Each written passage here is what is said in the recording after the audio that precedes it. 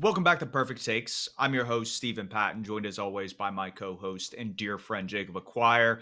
And today we kick off the division previews across the NFL. And we're going to start in the AFC North. The past 2 years, we've actually started in the AFC East, but we thought we'd start at the top of the compass and work our way around. Jacob, how have you been? We had a week hiatus as we're regrouping for the 2025 NFL season. Have you been able to stay cool? It's definitely been rainy today, so I guess my question to you would be: have you been able to stay dry before we get going? In the week off, not able to stay cool. For those who didn't know, Charlotte had a heat. It was like the corn sweat time of the year, which moves east, and I think Charlotte broke the record for most days over 100. It was 101 4 straight days, which is bizarre, outrageous, some might say. But then, yeah, now it's nice and cool. But there's a torrential downpour that's been going the last like 36 hours. So I'm dry. I'm cool now, and I'm ready to talk about football. You mentioned we're starting with the AFC North. I never understand why NFL articles and people who write about the league start with the East. Like when I learned directions north, south, east, west, right? And so I've never understood why you start these. So I'm happy that we're starting with the correct direction at least. And I think it's fitting that one of the teams that we're talking about initially had the second overall pick in this last year's draft, and that was the Cleveland Browns. And I think they did a relatively smart thing considering it wasn't a quarterback heavy draft class. Once Cam Ward was off the board of the Tennessee Titans, it was a lot of like potential late first rounders, early second round talent potentially, and they just weren't digging it. So the Browns were able to move back with the Jaguars, accumulate another first round pick to where they'll probably be in a position to go get their franchise quarterback next year. Now, that didn't stop them in this past year's draft. They drafted Dylan Gabriel in the third round and Shador Sanders in the fifth round. They traded for Kenny Pickett, signed Joe Flacco. Some of those guys have been injured to the point where they just signed Snoop Huntley. What are they doing at the quarterback position? And we've talked about this on previous episodes. It just seems like a quarterback carousel. There is no true, I think, quarterback one, or at least from what I can gather at this point in Cleveland. Well, they put out their unofficial depth chart. You know those aren't official, right? They're called unofficial for a reason. And it had in order Joe Flacco, Kenny Pickett, Dylan Gabriel, Shador Sanders. Didn't have Huntley on it because they just signed him. And if I had to guess, that would be the order in which they would play this season. Flacco obviously being the probably the most talented out of the gate right now. But then, yeah, you get to it. You get Dylan Gabriel, you get Shador Sanders, who the owner, I think it was Jimmy Haslam, said that was an Andrew Berry pick, not a me pick, and that's not a great vote of confidence in your rookie QB, one of your rookie QBs. But like you're saying, it seems like all of the different heads that can make decisions, the owners, it's a family, so maybe multiple owners had different guys. The general manager, the coach, they it seems like they all wanted a different QB this offseason, and they got him. They have 5 QBs on the roster right now, not including Deshaun Watson, who I don't remember if he's on IR or PUP, whatever it is. He's not going to play this year, even if he's healthy. But they have 5 QBs now. It's going to be interesting because they come to Charlotte tomorrow for a joint practice before we host them for a playoff game. So we'll be able to see quite a few QBs in that playoff game, or excuse me, preseason game. I would imagine. I think both the Browns and the Panthers would love for it to be a playoff game, but that's certainly not the case. But it's a QB carousel. We talked about the 2010 Panthers, right? Before we landed Cam Newton, how they had like Brian St. Pierre, who's the guy that wouldn't give Cam number 2? Jimmy Jimmy Clausen, Clausen, like Matt Matt Moore. Moore to There's start the so year. Yep. so many different Armani Edwards. No, he was drafted the next year, right? Well, no, he Um, was drafted that year, but he didn't really start. We had Brian St. Pierre, and then I think there was the guy out of Cincinnati who I'm forgetting his name, but we drafted him, and I think he might have started a game. But yeah, it was a gotcha. bunch of like no name guys that all kind of played different snaps or games across the season. Yeah, and my point being, even with that team, we had guys like Steve Smith. We had some pretty good O linemen. We still had double trouble. And we ended up getting the first overall pick, one of the worst offenses in the league. And it was all in regards to the QB position. I don't think the Browns are similar in terms of having stalwart O line talent other than Joel Bitonio. I don't think they have the running game that we had back then, and they certainly don't have a Steve Smith caliber receiver. Even though Jerry Judy and Steve Smith are kind of linked there, the only thing I would say is they have a better tight end than we did at the time. But then we rectified that in Cam's rookie year. So if it's going to lead to a top pick next year, what are kind of the inflection points, the things that could change their season this year? Like, I think we can introduce the first little section of each team we want to go over it, and that's the X factor. What's your X factor for the Cleveland Browns this season?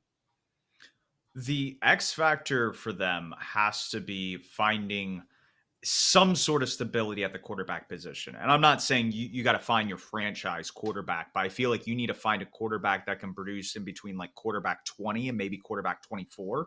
This is a older offensive line. I think there's some talent across it, but a lot of these guys are going to be up for either a new contract or just free agency next year. And so that creates a whole lot of concerns, especially when you look at Deshaun Watson's contract still on the salary cap, and obviously Myles Garrett, new extension, kind of be reflected over the next couple of years. So when you're looking at kind of that period of transition, you're just looking for some sort of stability while you figure out what works and doesn't. Like, I love the fact that they drafted Harold Fannin.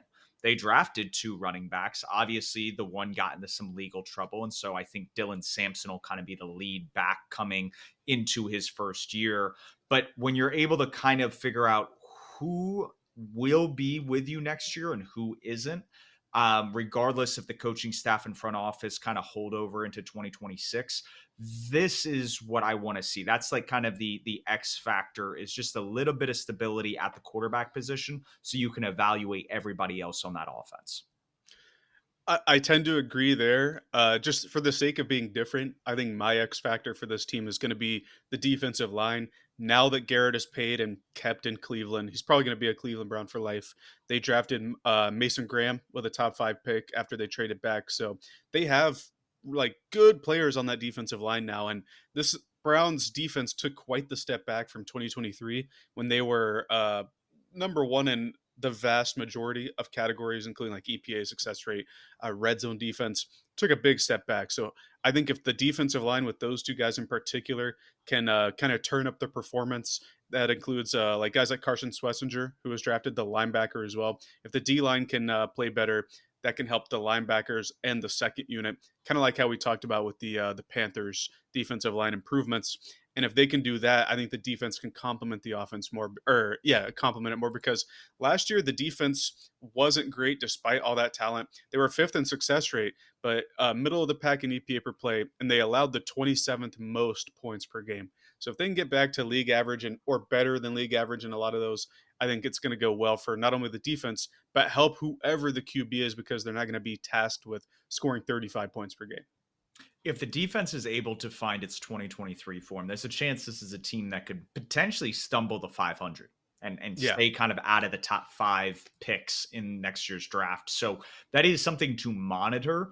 I don't know what we're going to get from Jim Schwartz and Myles Garrett. They obviously had some issues kind of stopping the run last year, similar to 2022, and maybe Mason Graham helps fix that on the interior. But we're going to find that out here soon. Let's kind of transition to who are you buying and selling on the Browns. And I'm interested. Jerry Judy exploded with Jameis Winston the end last year. Do you think he's going to find similar success with the carousel that they have at the quarterback position? Because the only guy that I feel confident at throwing the football to Judy on a consistent basis is Joe Flacco. Yeah, this was going to be my first guy, and I'm going to sell on Judy. I think he had a really good year. He had a Pro Bowl year last year, lived up to the first round draft pick billing, finally. He also dealt with some injuries and stuff in Denver, but I just think that having so many different arms throw to you, even in training camp, that doesn't allow for a like a rapport or a good connection between the QBs. And granted, somebody like Flacco probably doesn't need a ton of reps because he's experienced before, but just not having one guy throw to the receivers over and over, I think that's going to stymie their relationship a little bit. Reminds me again of the Panthers when we traded for Baker. We had Sam Darnold on the roster, PJ Walker, and drafted rookie Matt Corral. They were shifting the training camp reps like every single day, and so you can never really establish a relationship there. And we saw how poorly that season started For me, the guy that I want to hone in on and ask you about is David Njoku. You talk about like a stable target for the QB, whoever the QB is. Are you buying or selling David Njoku as being one of the, let's say, one of the leaders in receptions among his group, the tight end group? Because I think he's kind of the safest pass catching option, excuse me, out of all the Browns pass catchers. He probably is the safest target outside of like, and I'd go back to the rookie like Dylan Sampson just because of the check downs that come from it and how close to the line of scrimmage those targets are going to be.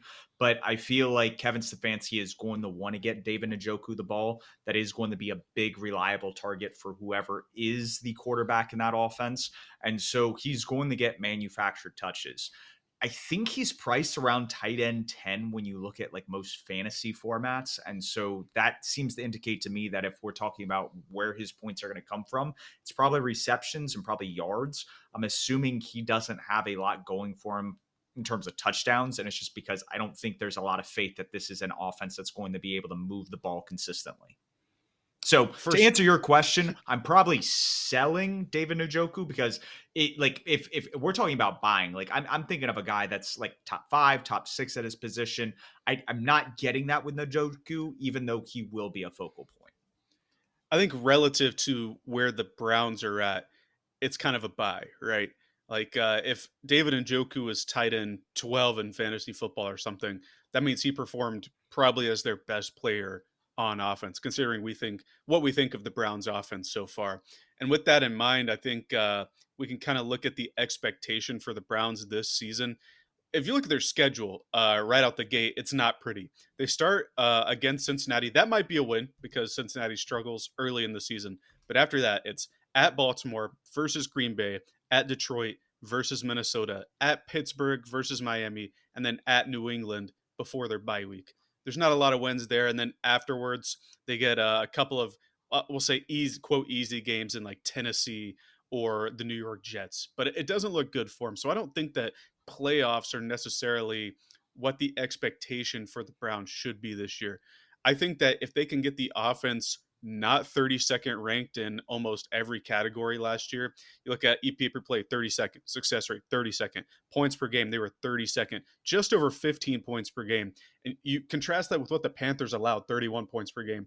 It's more than double, right? So I think that if they can get their offense to, let's say, 26th, and then the defense takes the step like we think they can, I think that's a really solid expectation slash goal for the Cleveland Browns to have this year, bearing in mind that they have multiple first round picks next year and a much better QB class if that's where they want to go. I think that's where they're going to end up right now. I think Vegas has them at around 4.5 wins. And I think they started out the year around 5.5. So it was kind of the opposite of what happened last year with the Panthers in their offseason, where their win total kind of got juiced up a little bit right before the season. It just seems like people are more and more pessimistic about how things are going to unfold for the Cleveland Browns. And when you have uncertainty at the quarterback position, like we're talking about, like, yes, we want this offense to go from the 32nd to like the 26th. We want quarterback production to be like in the range of 20 to 24 for a lot of this to work out for them. I just don't see it happening. I just Mhm. like you're projecting something that is extremely unlikely. Is the possibility there? Absolutely. One of these guys could surprise. The defense could step up and play well above average. And this is a team that could find a way to win 6 or 7 games. But again, that's a ceiling outcome. I don't even think playoffs are a ceiling outcome just for this roster, the way I'm looking at this. So that's why they moved back in the draft. They lost so much when they made the move for Deshaun Watson. And now they're just trying to recoup some value, get some talent on this roster to where they can start making runs and pushes for the playoffs in years to come. So it's definitely a period of transition, and I think they're well aware of that. But talking about a team that is still kind of holding on to the past, and really, they might have a year for it to work, but past this year, they're going to have to do some self-reflection at the quarterback position, and that's the Pittsburgh Steelers. They signed Aaron Rodgers, they brought Mason Rudolph back, and that's pretty much your quarterback room. They drafted Will Howard in the 6th round, but I doubt we're going to see that rookie, barring some serious injuries in that quarterback room. And so we've seen this team find a way to make it into the playoffs. Some years they start hot, some years they start slow, but they're always winning 9 or 10 games. Do you see that being any different, Jacob? And if so, what is the X factor? Is it Aaron Rodgers? Is it the 40-year-old quarterback they brought in? Or is it the defense? Because a lot of those guys are getting older. I mean, this is outside of, I think, the Washington Commanders, one of the oldest rosters right now in the NFL. The X factor is Aaron Rodgers to me. This might be embarrassing to think about, and I know Panthers fans like us can't talk, but if you take what Rodgers did in the last, let's say, month of last year, that would be the best Steelers QB season since probably Ben Roethlisberger's second to last season, maybe third to last season. Like if you could get a full season out of what Rodgers did at the end of the year, it would be the best the Panthers had too. I'm not trying to like crap on the Steelers or anything, but he's for sure the X factor. You talk about how the Steelers always seem to will their way into 9 or 10 games, and it seems to start with the first 9 or 10. I could see that happening again, right? They were 10-7 last year. I think they started like 9-2 or something, 9-3. They always seem to do this, then falter down the end. I think if Rodgers can play more consistent than Russ did at the end of last year, then Pickett did the last couple of seasons, and then I think Mason Rudolph was thrown in there too. I think they can win 11, 12 games sporadically, not all at once, and then get into the playoffs and maybe win a playoff game. But that's going to be tough because you have to go against Mahomes, Josh Allen, Lamar Jackson, etc. But Rodgers is for sure the X factor. If there were any other person that I would say, it's probably TJ Watt, but he just got paid like he is the NFL's X factor. So I think they know what to expect from him. But if they want to win consistently down the stretch and end January, it's got to be Rodgers playing at the peak of what he can be or still can be going into his age. I think 43 he's going to be this season, so he's getting up there, but it's got to be him. You're a year removed from an Achilles injury, which for most athletes, that's a good thing. He is getting older, so you do wonder if some of the deficiencies you've seen in his game since pretty much departing from Green Bay are still going to be there. And I think the element if he wants to just kind of play his brand of football, almost out of structure at times, that might kind of conflict with what Arthur Smith is trying to do. And I've been on record saying that this multiple times this summer. There's just something about this team. A lot of people aren't really giving them their props. And I feel like when you look at the roster, I love the offensive line. I do like that they do have a lot of answers along the defensive line, even though there are aging guys like TJ Watt and Cam Hayward on that position group. There's a lot to like, I think, about the backup. And so the 2017 Minnesota Vikings, they have Sam Bradford on the roster. They're hoping he works out and he gets hurt early on in the season. And so Case Keenum comes in and he's pretty much this guy that was journeyman, played across a couple different teams. I think before that was probably his biggest stop was like the Houston Texans when they were going through some quarterback turmoil, and he leads the Vikings into the postseason. You have the Minnesota Miracle with Stephon Diggs against the New Orleans Saints. Love that game for a lot of reasons. But that is what I get from this Steelers team is I think they are not so reliant on Aaron Rodgers as just competent quarterback play. And I feel like Mason Rudolph, how he played for the Tennessee Titans last year, was more impressive than I thought what Russell Wilson, Justin Fields showed in Pittsburgh. And I think if he can do that within this offense, with the offensive line in front of him, Caleb Johnson toting the football, and DK Metcalf on the perimeter, this could work. I could see them being a scrappy team and, like I said, winning 12 to 13 games. So my X factor isn't so much like Aaron Rodgers being the guy. It's just having competent quarterback play. And I think you can get an average quarterback play out of both of these guys. You just need one of them to stay healthy the entire year. So that's kind of my 2 cents on this. I've said this multiple times on air with you, but that is the vibe I'm getting about this team. And I really do think they're going to win 12, 13 games and somehow find a way to win the AFC North when we're really talking about the Bengals and the Ravens as the front runners. I could certainly see that. It's funny, like looking at their additions and losses, it's like a one for one at every position. Like you lose Russ and Justin Fields, and you get Rodgers and Mason Rudolph. You lose Dante Jackson and Minka. You get Darius Slay, Jalen Ramsey. I go down the line. DK Metcalf for Pickens, basically. Yep.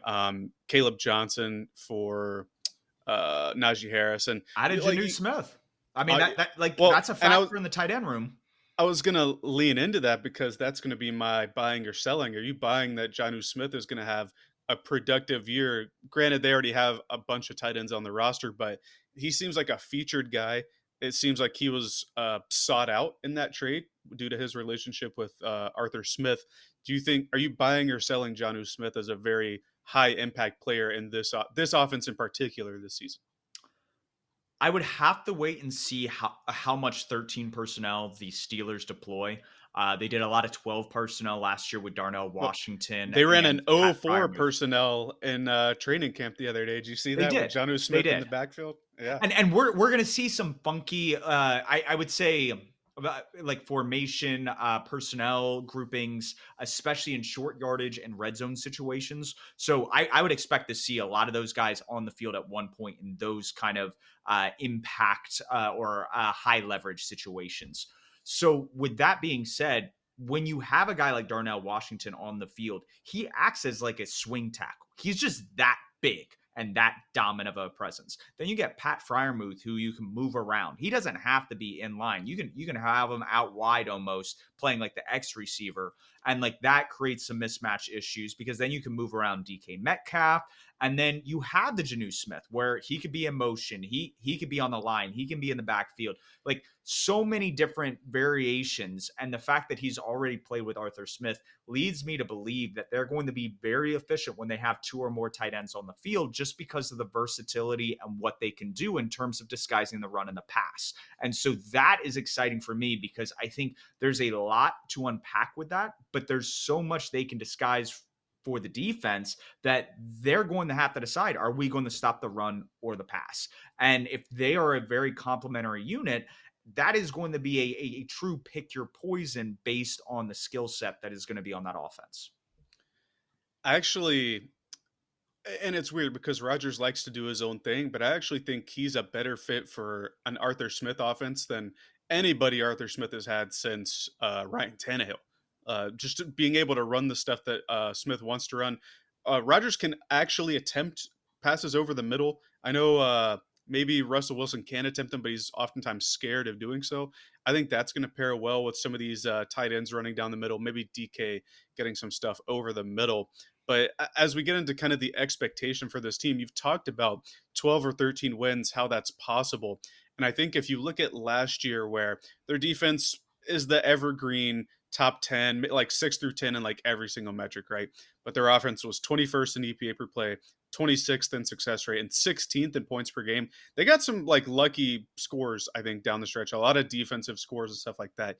If Yep. they can get their offense to closer to 10 in all of those marks as opposed to 21, 26, 20, what have you.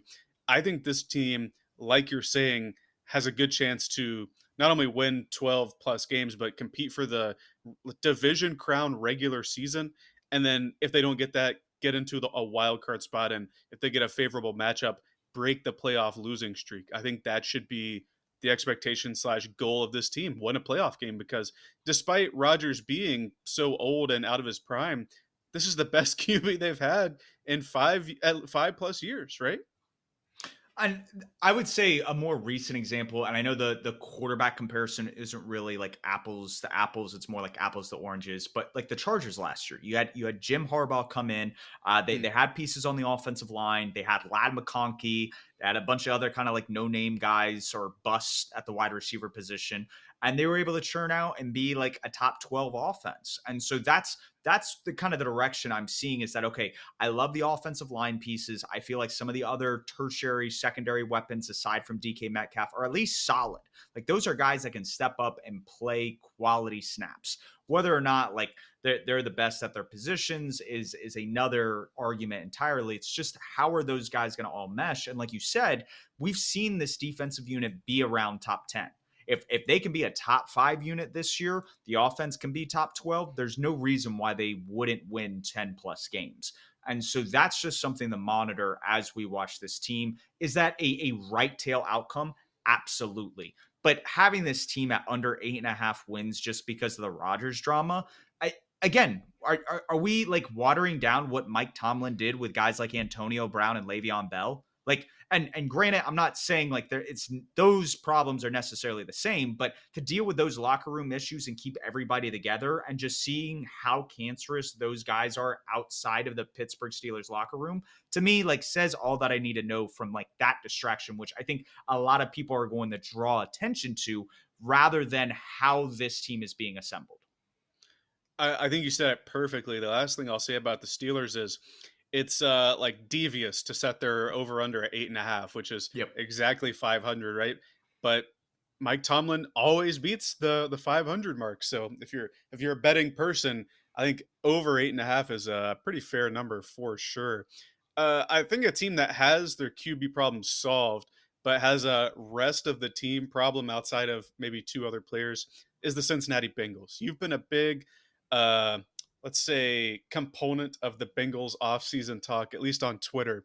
And I'll give you the floor in a second after we look at some notes with the Cincinnati Bengals. Last year, seventh in EPA per play on offense, seventh in success rate, sixth in points scored, just under 28 points per game. Pretty good offense, right? But then on defense, surprisingly, 23rd in EPA per play. I thought it would be way lower. 29th, and then in success rate, and 25th in points per game allowed. So better marks than I was expecting. But even if you want to take the totality of their defensive side, it was probably 31st in the league, next to the not next to, but next up from the Carolina Panthers. So with that in mind, and not very many changes to that defense or the offense for that matter, they're projected to have one different starter across the 22 starters. How are you viewing the Cincinnati Bengals going into this year? I don't think this is how the Bengals front office a year ago envisioned this. They were kind of dragging along the T. Higgins negotiations. They didn't really want to pay him. And I think if Burrow hadn't said anything from like a national media perspective, he would have either been signed and traded or he would have just walked in free agency and the Bengals would have collected like a third round compensatory pick the following draft. That being said, when you look at how this roster is constructed, you see exactly like what you pointed out. You brought the band back together from last year that won 9 games last year. Just 9 games. This wasn't like a 10, 11, 12 win team. This was a 9 win team from last year that blew a lot of opportunities to win more games. 2 years in a row that they've been 9-8. Now, granted, the year before, I can give you an excuse. Burrow was injured for half of it. When he was playing at the beginning of the season, he was dealing with an ankle injury. There's a lot that you can write off from there. But Burrow plays up to the level of play that everyone is anticipating him to, from the Cincinnati Bengals fans, based on how he's paid from like a contract standpoint, to just national media like perspectives. And this is a guy that had 43 passing touchdowns last year. Do you know how many quarterbacks have had 40 or more passing touchdowns in back to back years? That seems like a Rodgers thing. So maybe one. So I believe Rodgers and Brady are one of, I believe, and I don't know if the guy that I'm about to talk about makes up the third one. I think there might be another quarterback that gets brought into these conversations. But in terms of back to back, it's only happened one time, and it was Josh Allen recently. That's it. So to expect this offense, at least from like a Joe Burrow passing standpoint, to hit some of these numbers that they hit last year, I'm a little skeptical. We haven't necessarily seen it across the NFL. And Peyton Manning had Marvin Harrison and Reggie Wayne all those years. Tom Brady, a guy that's hit 40 passing touchdowns multiple times in his career, hasn't been able to do it back to back. Rodgers hasn't been able to do it back to back. So when you start breaking it down like that, all of a sudden, the replication of last year from an offensive standpoint seems a little less unlikely, especially when you consider the fact that this is a team that likes to play heavy in the shotgun, which impacts their ability to use play action, run the ball effectively. Like, obviously, Zach Taylor has modified the run game to fit this shotgun heavy scheme, but it doesn't mean it's the most effective or efficient that it could be. And so, is this going to be a top 5 offense next year? And so if they aren't a top 5 offense, they're just a top 10 offense like they were last year. What about the defensive changes makes you think that this is a team heading in the upwards direction? It sounds like from reports around the Bengals, Shamar Stewart, who missed most of the offseason, has shown more flashes than a guy they drafted a couple of years ago in Miles Murphy. Trey Hendrickson's contract situation still hasn't been fixed. And then when you look at the departures on the back end, guys like Mike Hilton leaving, and obviously we're a few years departed from Jesse Bates leaving, but none of those guys have necessarily been, I would say, improved on that back end, or shown that they're going to be able to take a step. So my question to you, Jacob, like what's the X factor here? Because like I don't know who it is. Like they didn't add anybody, and so you're asking like Joe Burrow to continue doing what he did last year, which I don't think is replicable. I agree with you. I'm going to say the X factor is two things. Number one, it's the Brown family, right, that owns the Bengals. Their ability to negotiate a Trey Hendrickson deal, and with that in mind, the new in air quotes defensive coordinator Al Golden. Those are going to be my two X factors because, like you said, even let's say the offense is even better. Let's say Joe Burrow They are top uh, five. Yeah. they are top five. Let's say Burrow plays even better. I think had they won more games last year, he would have been in the MVP conversation. Let's say he ups that this year. Let's say Jamar Chase doesn't triple crown again, but has huge output. T. Higgins has huge output. The defensive movement this offseason, other than their draft, they drafted Shamar Stewart, Barrett Carter, Demetrius Knight. They added Oren Burks, who's a rotational linebacker, TJ Slayton, who's an interior guy, played on rotation with the Green Bay Packers, and they lost Sheldon Rankin. So they didn't do a ton to that defense in general, which was already pretty bad. But now, even if you get Trey Hendrickson back, it's not like he was with the team all season. Shamar Stewart missed what 5 months of the training cycle, in which he in particular needed to be worked out with the team, grow with the team.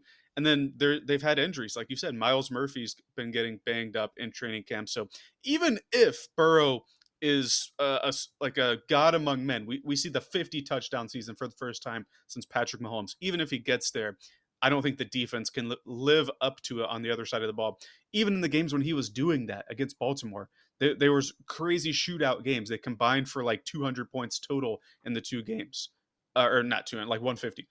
They couldn't get it done because the defense couldn't do it. So the X factor to me is who's going to call the defense and if they can get Trey Hendrickson back on the field. Because if they can't get Trey Hendrickson on the field this year, it's going to look real bad. I'm like 2024 Panthers bad is what I'm thinking. Because you're anticipating a couple rookie linebackers, obviously a second year guy in Chris Jenkins, first year player in Shamar Stewart, to step up and play amazing football. That Al Golden is somehow going to get this group under Lou Anarumo last year to play better. And I don't see it. Like maybe you dumb down the scheme, you play a little bit more man, you blitz a little bit to get some of these more high variance plays. Maybe that switches things up a little bit. But I've just listened to so much like national media about the Bengals, and just everybody thinks that a changing coordinator and some of this other stuff leading to the fact that defense is a high variance like kind of unit, that all of a sudden that they're going to swing back to average. And I don't see how that works. Like for the longest time, we saw the Saints defense be bottom of the barrel because of how much they invested on the offensive side of the ball. Like this feels like the Saints in the 2010s all over again up until that 2017 draft. And they missed the playoffs several years despite the offensive efficiency and the numbers they were putting out with Drew Brees and Michael Thomas and Jimmy Graham. And you could go on and on. And that is the taste I'm getting from the Bengals. So where the line is set at 9.5. Oh, they were a couple plays away from winning 10 games last year. You're absolutely right. But I don't see how they're going to keep making those plays when the defense isn't going to step up and the offense has to do just as good, if not better, than they did last year. And that's a tough bill to kind of rise up and like answer, bell or answer, because like yeah, I'm not using my analogies proper, but this is just very frustrating when you look at it, because like you said, you can point at ownership and the team build, this, that, the third, but I just don't know how anybody from the national media perspective or fans can look at this and be like, oh yeah, this is a title contending team because they have Joe Burrow. Like Drew Brees, Peyton Manning, even some of the years in the Indianapolis Colts, if you don't have a defense, if you don't have anybody that can stop on the other side of the ball, it doesn't matter. This is a team sport. And that until they fix that, nothing's going to change. And it's not like the entire offense are juggernauts either. They added Noah Fant, which I think is cool. They also re-signed Mike Gesicki, but they cut Zach Moss. Chase Brown is going to be the starter, and the interior of that offensive line not great to say the least. I think looking at the Bengals in totality, they limped to the, or they didn't limp, they sprinted to the finish line, but got beat out by, I think the Broncos had the last wild card, right? Because of they won the game, it wasn't a tiebreaker thing. And granted, the defense was bad, but the main culprit, in my opinion, or secondary culprit, was a slow start to the season. Under Zach Taylor, they've never had a September that's been better than 2-2. 2-2 has been their best. A lot of 1-3s, some 0-4s, but last year they start the year 1-3, and then eventually 4-8 before they rattled off five in a row to push for the playoffs. Right? If they're going to start slow as usual, and granted, Joe Burrow's been hurt sometimes in the offseason, right? So like there's been reasons why they start slow, but I think we can expect to this point that they aren't going to get out to a blistering pace. Like to start the year, they're going to go to Cleveland versus Jacksonville, then at Minnesota and at Denver on Monday Night Football. So a 2-2, I think, is what we're looking at there, just in terms of talent. And if they're going to start slow again, the defense isn't super improved. I don't think we're going to see anything other than a 9-8 season, as bad as it sounds. And I think the goal should be to compete for the playoffs, for a wild card spot, because they've been there. But if they can't get out of their own way, and I'm not just talking about the player, I'm talking about like the ownership and the management, then this team is hard capped at like 9-8. Look, it's not even just Joe Burrow being an MVP candidate last year. Trey Hendrickson has led the league in sacks back to back years, but it's just him. Imagine how bad the defense, if they don't get something done and he doesn't play, imagine how much worse that defense is going to be. Like, Yeah. these are like self inflicted problems, and they've led to the point where I think they're capped at like 9 or 10 wins. Certainly not a deep playoff pushing team, in my opinion. It's when you have this many flaws, it doesn't matter what your superstars are able to produce. And like the Ravens game showed that. Like you got in a shootout two times, you had leads at certain points in some of those games against arguably one of the better teams in the NFL, and you couldn't get over the hump.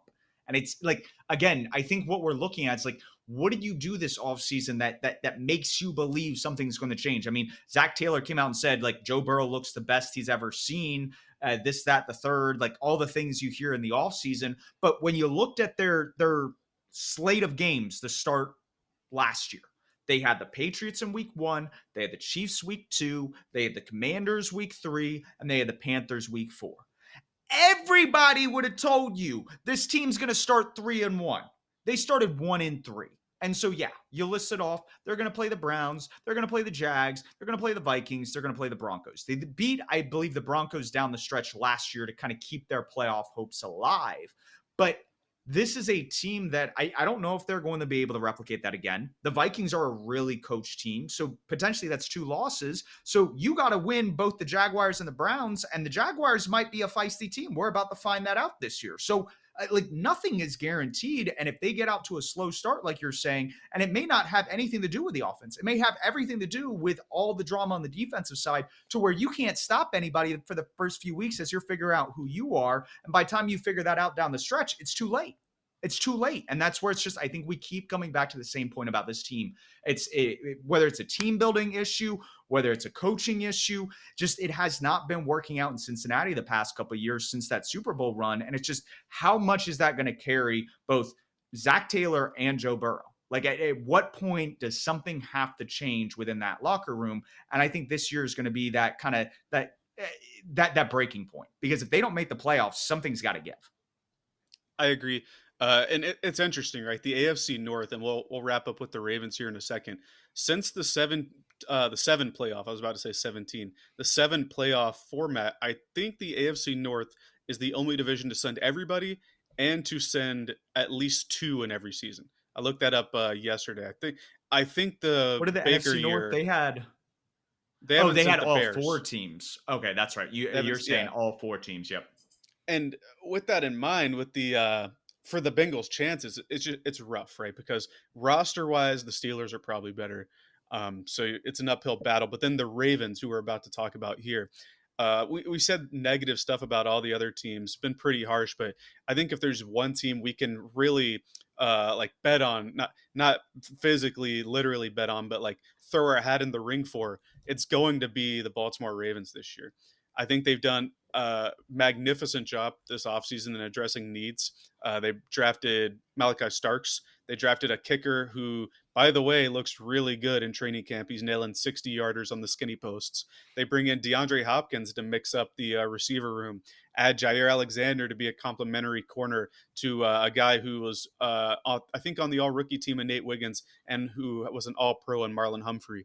They add some depth on the offensive line. They get Mike Green falling down the draft for off field concerns there. And they didn't really lose a ton. They lost some depth at both corner and offensive line. They did some extensions, right? They kept Ronnie Stanley. That was one of the big free agents. And they kept Rashad Bateman, Derrick Henry. When it comes to the Baltimore Ravens, who, if we talk about their offense, first in EPA per play last year, second success rate, third points per game, and then on defense, 8, 3, and 8, respectively, at those marks. This seems like a team that has all the stuff hitting at the right time. Lamar Jackson was an MVP candidate last year. I think, and I'm jumping ahead to the expectation point, we can walk back why. I think if there's a team in the AFC outside of maybe Buffalo or Kansas City that has a shot to win the Super Bowl, to me, it's the Baltimore Ravens. They have a very complete team. I think we should expect them to win this division. And I don't think there's going to be any slowing down considering the continuity that they have on both sides of the ball in terms of the main players and both play callers staying year after year. So back in 2019, Lamar Jackson was in his second year. He had played a little bit his rookie year. Probably the most memorable action, at least I remember, was when they played the Carolina Panthers, and that's kind of the answer. Why is that was probably outside of It was that in the his first Chargers game. touchdown. Yeah, no, and that's he got some more action than he did prior to that, but it was a ramping up and a passing the torch from Flacco to Lamar Jackson, and so their offense defensive coordinator, they efficiency wise great on both sides. They have the number one seed, obviously get beat by the Titans.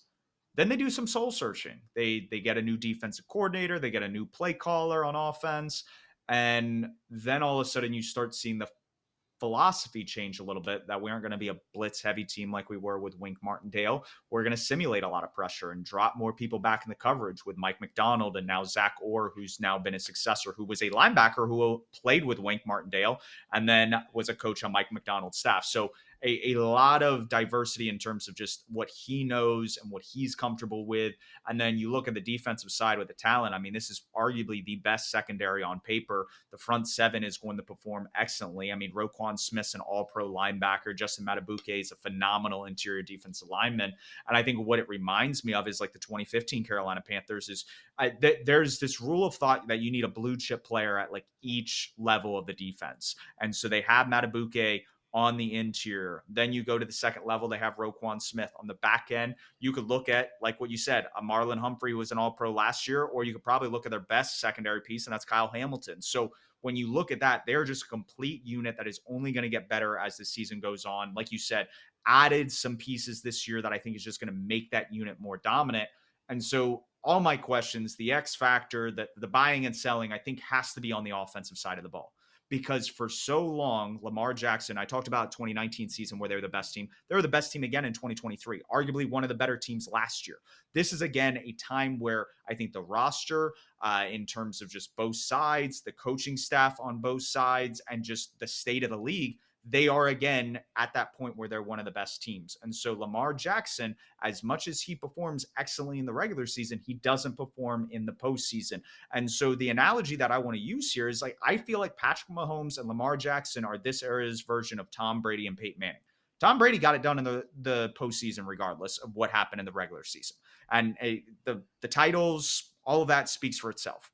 Peyton Manning racked up all the MVPs, racked up a lot of numbers before he retired, and then Brady and Breeze surpassed him after that. And that just goes to show you that Manning was considered that guy. And so Lamar Jackson, he's racked up the MVPs. He's racked up some of these numbers as a dual threat quarterback that will probably never be touched again outside of the couple players he's playing with currently right now, and like a Josh Allen.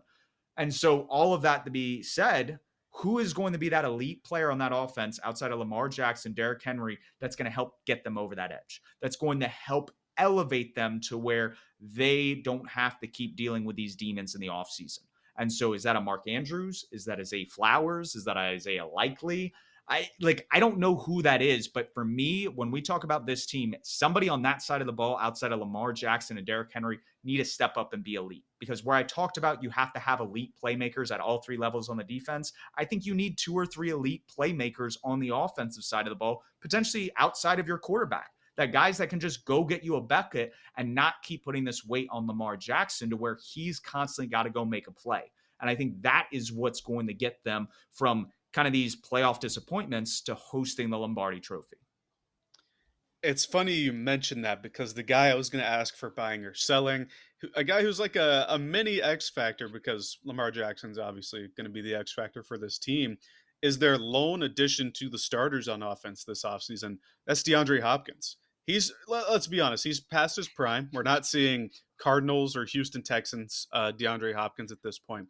But when you say go up and get a bucket, Zay Flowers, granted, he did it a ton in college, but in the league, he hasn't manned up against DBs yet. Rashad Bateman, I don't think is the true jump ball winner, the X. He can stretch the field for you, but I don't think he can like man up and push some corners out of the way like DeAndre Hopkins still was able to last year with the Chiefs. It was sparingly because they were trying to transition to Xavier Worthy, and at the start of the year, Rashee Rice was the go-to guy. But I think if you're looking for a like maybe a red zone, go up and get it kind of guy, Hopkins can give Lamar Jackson like 4 to 6 of those per year. And with his experience in the postseason and with him having some of the most sure hands in league history, I think that that's going to be a key piece for battles down the stretch because despite Lamar Jackson's I think it was 3 turnovers, right, in the Bills game. He had 1 fumble and the 2 interceptions.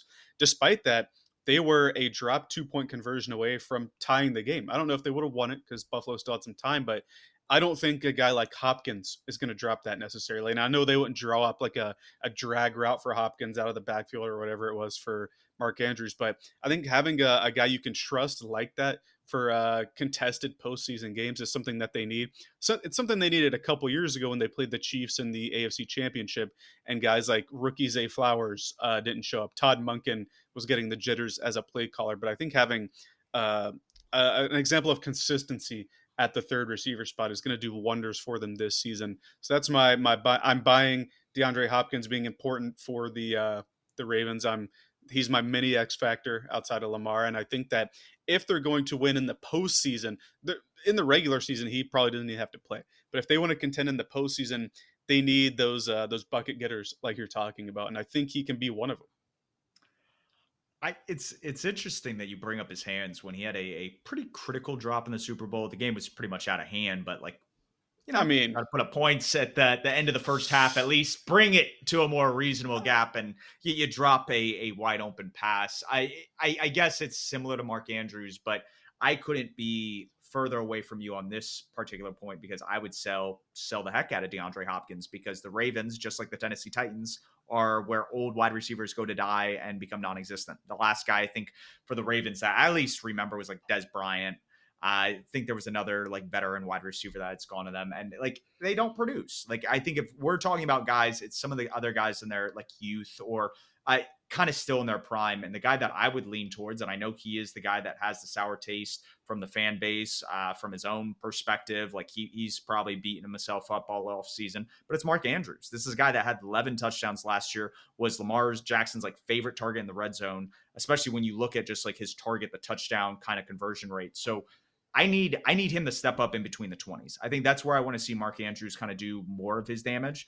And the more that he can kind of get, I think, in a rhythm, in a flow, be a consistent pass catcher again, like he was back in 2019, back when Lamar Jackson was first kind of jumping on the stage and kind of really working the middle of the field. I want to see more of that in Monken's offense, especially with Isaiah Likely banged up to potentially start the season.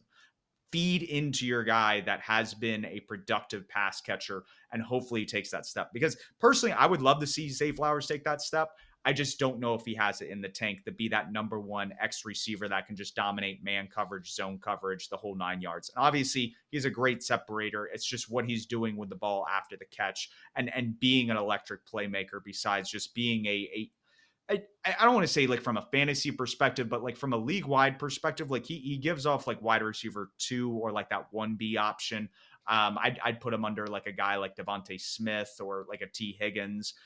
even though I think he has the ability to take that step, he just hasn't shown it yet. Yeah, he's wide receiver one on his team, is Yeah. kind of what you're trying to say.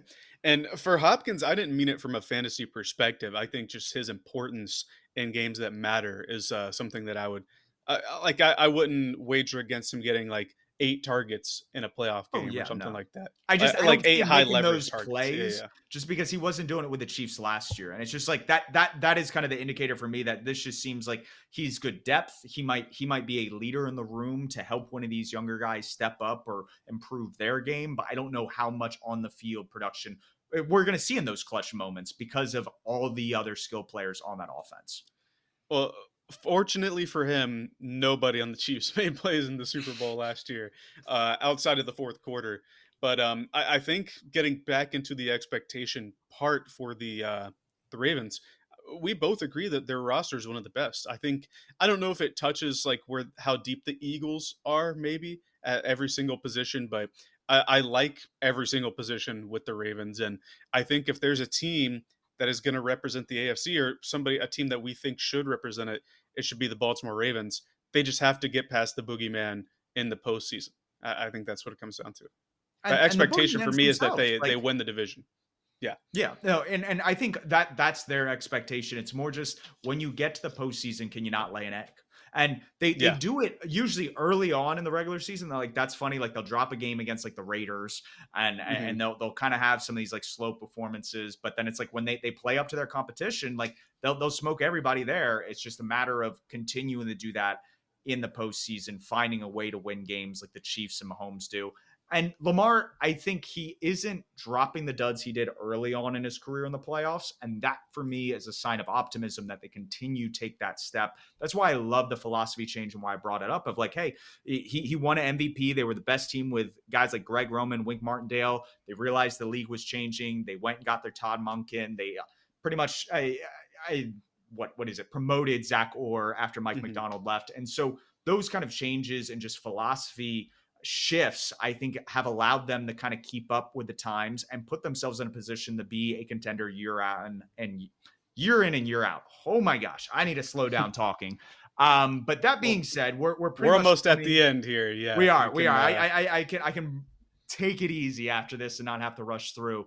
But Purrfect Takes, we've talked about expectations, who we're buying and selling, this, that, the third. But the the thing that I think keeps coming back to me because I find it funny from the NFL draft, and obviously things haven't wrapped up to where we know where the final 53 are. But going back to the Cleveland Browns, Shador Sanders was a guy that was hyped up during the draft season. People saw that he got taken in the fifth round to a team he was projected to go to in the first round.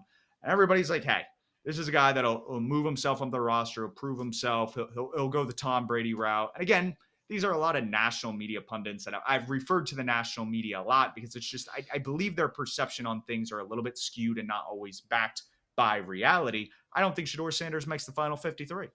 I think with what's gone on, the fact that he's dealing with shoulder soreness in training camp just shows that I don't think his arm's ready to play in this league. So that is my perfect take. Shador Sanders does not make the Cleveland Browns final 53 roster. He might end up on their practice squad and then get promoted at some point in the season if like Flacco gets injured. But this is a guy that I don't think is going to make any big splash. And I think that's going to become more evident in his first preseason game against the Carolina Panthers. Somebody has to go out of that group, right? They can't keep four. I guess it's five QBs now on their final 53, and I think the signs point to Sanders being the guy, right? Flacco is probably going to start. They traded for Pickett, and they took Dylan Gabriel with a third round pick. As bizarre as I think that pick was, that's a top 100 pick. It's hard for a team to stomach getting rid of a guy like that. And you mentioned he's going to have a chance to prove himself against the Panthers. Came out 5 or 6 minutes ago that he will start the preseason game this Friday. I believe it's on Friday against the Carolina Panthers. So we'll see him early and often. Dave Canales has said that the Panthers starters as a whole will play 1 or 2 series in each of the first 2 games. So if that means JC Horn's out there, if that means Derek Brown's out there, Sanders will have a chance to play against some like actual high level NFL players. So he'll get his chance there. I'm going to stick with the Cleveland Browns as well. I'm saying top 3 draft pick is what they're going to receive. I wanted to go 1, but I'm pretty sure I Their had a pick or take. the Jaguars? their pick. Okay. Okay. I just wanted to make sure because they have two avenues to get a top three pick, and I was Yeah. curious the Well, direction. I think the Jags will settle in somewhere between like 8 and 16 would be my guess. I think I had a take earlier that the Saints would end up with the first overall pick, so I don't want to conflate those two. So I'll say the Browns get a top 3, like as to not like go against myself there. But this roster, we went over it, very reminiscent of the 2010 Panthers. I think they have more defensive talent, or at least Miles They do. Garrett outweighs the We collective had of the Charles 2010s. Johnson and like a rookie Yeah. Greg Hardy. That was about it. Like I was looking through that the other day, and you should look at the defensive line. Like I didn't recognize like half of the interior defensive linemen, and then it was Norton. What was his name? It was a defensive lineman that we drafted in I believe 2009. Dang, why am I'm blanking out on this. When we say this, and any of our like true Panthers listeners, like you hear this name, Panthers draft class. Let me pull this up. It's back in 2009. We drafted him in the second round. Everett Brown. Everett Brown, yeah, Everett from Brown. Florida That's the State. guy I'm thinking.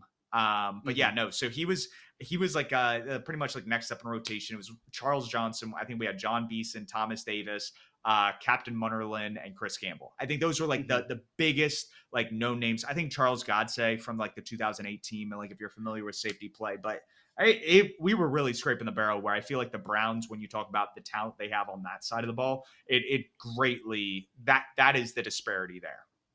For sure. And then, but I think our offense had a much better infrastructure. And at the end of the day, the old adage is defense wins championships. The offense wins you regular season games. And so I think that their offense just isn't good enough.